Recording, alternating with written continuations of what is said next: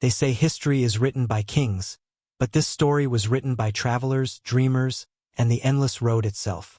A road that began not with war, but with wonder. Long before the world was connected by wires and screens, humanity was connected by footsteps on dust. Thousands of years ago, when empires were still young and names like Rome, Persia, and China were only beginning to echo across time, there was a whisper, a dream of connection. A dream that would one day be called the Silk Road. It began in the east, in the valleys of ancient China, where emperors ruled under the mandate of heaven. The Han Dynasty was rising, powerful and proud, a civilization of scholars and soldiers, poets and inventors. But beyond their borders lay mystery.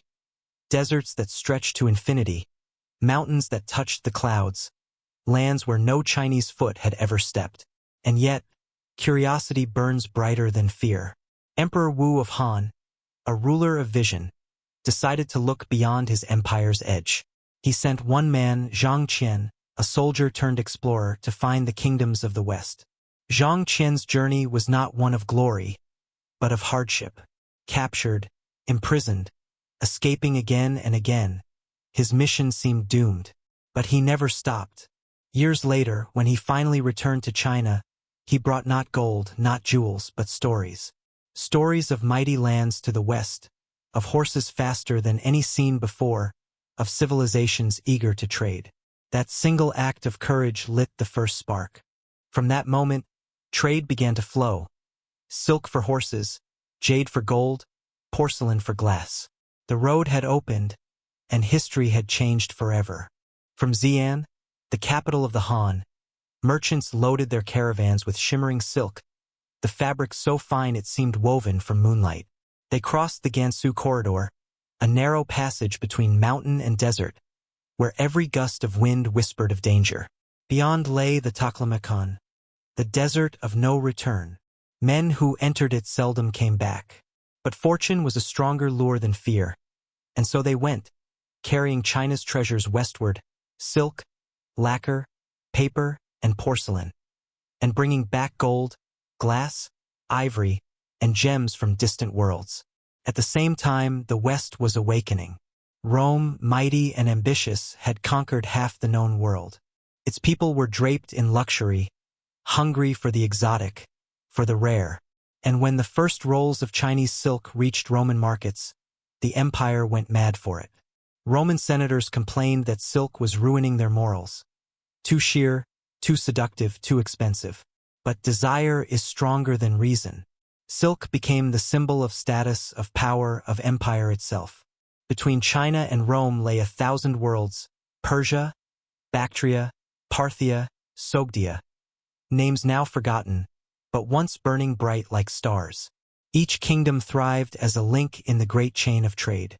Caravanserais rose like oases in the sand, rest stops where merchants could eat, sleep, and tell stories under the starlit sky. At night, the air filled with the smell of spices and the sound of distant music, as Persians bargained with Indians, Arabs with Greeks, all bound by one shared language, the language of trade. But not all journeys ended in profit. Many ended in blood. Bandits roamed the deserts, and empires fought to control the wealth that flowed through this golden artery. The Silk Road became both a blessing and a curse, a path to fortune and a battlefield for power. In its wake, kingdoms rose and fell like waves against time. And yet, even in chaos, the road endured. Because it was more than a road, it was an idea. The idea that the world could be connected, that something made in one corner of the earth could change lives on the other side. Carried not only silk and spices, but philosophies, faiths, inventions, and perhaps most importantly, hope. From the east came Buddhism, spreading across the mountains into Central Asia, lighting temples in places that had never known its peace before. From the west came art, astronomy, and stories that would one day inspire empires yet unborn. The Silk Road became humanity's heartbeat, steady, eternal, unbroken. And so it began, the great highway of history, a road of emperors and slaves, of monks and warriors, of poets and thieves, a road that would change the course of the world forever. This was only the beginning. The world had opened its eyes. The Silk Road had awoken, and nothing would ever be the same again. As the centuries passed, the Silk Road grew like a living vein across the body of the world, pulsing with gold, silk, and human ambition. What began as a fragile connection between distant lands became the greatest network of trade, culture, and power the world had ever seen. From the farthest shores of the Mediterranean to the gates of China, empires rose around it, fought for it, and were shaped by it. At its heart stood Samarkand, the city of mirrors, the jewel of Central Asia. It was said that whoever controlled Samarkand controlled the Silk Road. By the 8th century, the city had become a cosmic marketplace, a place where Chinese silk merchants, Persian poets, Indian mathematicians, and Arab scholars walked the same streets, breathing the same air heavy with incense and ambition. Under the blue-tiled domes of Samarkand, languages blended, religions met, and new ideas were born. The city glittered not only with gold but with knowledge. Here, the great astronomers of the East charted the stars. Here, the finest paper in the world was made, carrying words that would one day travel farther than any caravan. It was said that if you stood in the markets of Samarkand at dawn, you could hear the whispers of 100 empires, all trading, all dreaming, all alive. But beyond its walls, the world was changing. The ancient Persian empires had fallen. The Parthians were gone, replaced by the mighty Sassanids. Then came Islam, a faith born in the deserts of Arabia that would spread across continents faster than any merchant caravan. The Arabs brought not only belief, but science, architecture, and the written word. They built cities like Baghdad, a beacon of learning, where scholars from Greece, India, Persia, and China gathered under one golden dome. There, in the House of Wisdom, knowledge itself was traded like treasure. Ancient Greek manuscripts were translated into Arabic, Indian numerals gave birth to modern mathematics, and the stars were mapped in ways the world had never seen. The Silk Road had become more than trade, it was civilization itself in motion. Yet, for every age of peace, there comes an age of chaos. In the 9th and 10th centuries, the road trembled under the weight of war. Empires fought to control the flow of silk and gold. The Tang Dynasty in China rose to unimaginable heights, only to crumble under rebellion and corruption. In the West, the Abbasids lost their grip, and the deserts once again echoed with the sound of marching armies. But still, the caravans moved, for no sword could silence the hunger for wealth and discovery. Then, from the vast grasslands of Mongolia, a shadow began to rise, a storm that would change the world forever. A name whispered in fear and awe, Genghis Khan. Born of the steppe, forged by hardship, he united the nomadic tribes of the Mongols and unleashed upon the world a force the Silk Road had never seen. Where he rode, empires fell like autumn leaves. Cities that had thrived for centuries were reduced to ash and silence. Yet, paradoxically, through conquest came connection. Genghis Khan built not just an empire of war, but an empire of roads. Under Mongol rule, the Silk Road flourished like never before. The Mongols created the largest continuous land empire in human history, stretching from the shores of Korea to the banks of the Danube. They established a system of safety, of order, of law. Caravans once afraid to travel now crossed continents without fear. A merchant could carry silk from Beijing to Baghdad under the same flag, the Pax Mongolica, the peace of the Mongols. And among those who traveled this new world was a young man from Venice, Marco Polo. When Marco and his family set out from Europe toward the east, they entered a realm no Westerner had seen before. Through deserts and mountains, through strange cities and kingdoms lost to time, they followed the Silk Road until they reached the court of Kublai Khan, the grandson of Genghis. Marco Polo would later write of what he saw. Palaces larger than cities, riches beyond imagination, and roads so vast they seemed endless. His tales would ignite Europe's curiosity, planting the seeds for future explorers, for men like Columbus, who would one day sail west seeking the same lands Polo had crossed eastward. The Silk Road had not only connected worlds, it had awakened the human spirit of exploration itself. But beneath the surface of glory, cracks were forming. The Mongol Empire began to splinter after Kublai's death.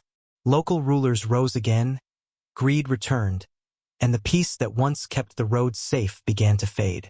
In the 14th century, plague swept through the world, the Black Death, traveling along the very trade routes that had once carried silk and gold. From China to Europe, millions died. Caravans stopped. Cities emptied. The Great Road fell silent once more. Still, not even death could erase what the Silk Road had given humanity. For along those paths, ideas had already taken root in art, in science, in the very DNA of civilization. The golden age of the Silk Road had ended, but its light burned on, hidden in the libraries of Samarkand, the mosques of Baghdad, and the monasteries of Tibet.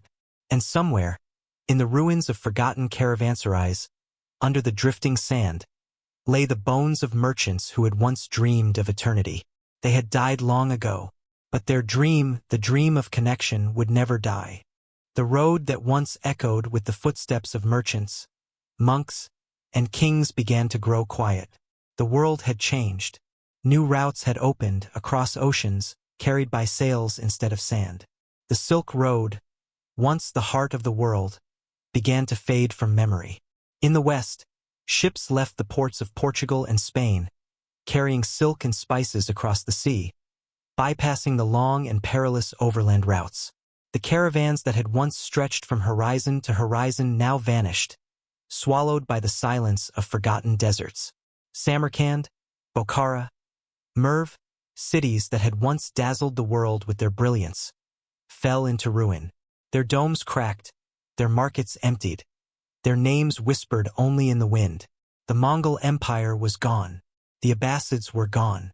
The Tang and Han dynasties had become legends. The world no longer needed a road, it had found a sea. And so, the Silk Road, that golden artery of civilization, slowly bled into dust. But even in decay, it refused to die. The people who had lived along the road kept its memory alive, through stories, through art, through the ruins that dotted the landscape like ancient scars. Travelers still came, chasing the ghosts of history. They found broken walls half buried in sand, coins from distant empires, and pottery painted with forgotten hands. Every artifact whispered the same truth, that the road had once bound the world together in a way that no empire ever could. In the silence of centuries, the Silk Road slept. But the world kept turning, and time has a way of waking its dreams. In the 21st century, something extraordinary happened. The ancient dream returned. Once again, from the east, a new power began to rebuild what had been lost. China looked west, not with caravans but with trains and highways, pipelines and ports, the Belt and Road Initiative, a new Silk Road for a new age. The same idea that had driven Emperor Wu, that had inspired Marco Polo, was reborn: connection, exchange, unity. Today, the Silk Road has changed its form. It no longer lies in the dust of the desert. It runs through the cables beneath our oceans, through trade routes in the skies, through the digital links that connect our voices across continents. The merchants are gone, but the traders remain. In screens, in satellites, in data and dreams. The goods have changed, no longer silk and spices, but information, energy, innovation. Yet the essence is the same. The Silk Road still beats within us. The eternal pulse of curiosity, discovery, and human connection. Because the Silk Road was never just about trade. It was about the hunger to know, to explore, to reach beyond the horizon. It was about how strangers became partners, how distance became dialogue, and how difference became understanding. It was the proof that humanity's greatest strength lies not in isolation, but in connection. And if you listen closely, in the hum of a city, in the rush of a train, in the silence between continents, you can still hear it. The whisper of the old road, the echo of the caravans, the voice of history calling across time. The Silk Road lives again, not in the sand, but in our hearts. It lives in every handshake across borders, in every message sent across the world, in every dream that dares to travel beyond its home. The Silk Road is not gone. It has merely changed its shape from dust to data, from camel tracks to fiber optics. And as long as humanity continues to move, to trade, to dream, the Silk Road will live forever. Because the Silk Road was never about silk. It was about us, our courage, our curiosity, our endless need to connect. And that is the true secret of the Silk Road. Thank you for traveling through time, through dust and empire, through history and hope. If the story touched you, if it reminded you that the past still lives within us, then subscribe, because this was not the end. This was only the beginning of the roads we are still building today.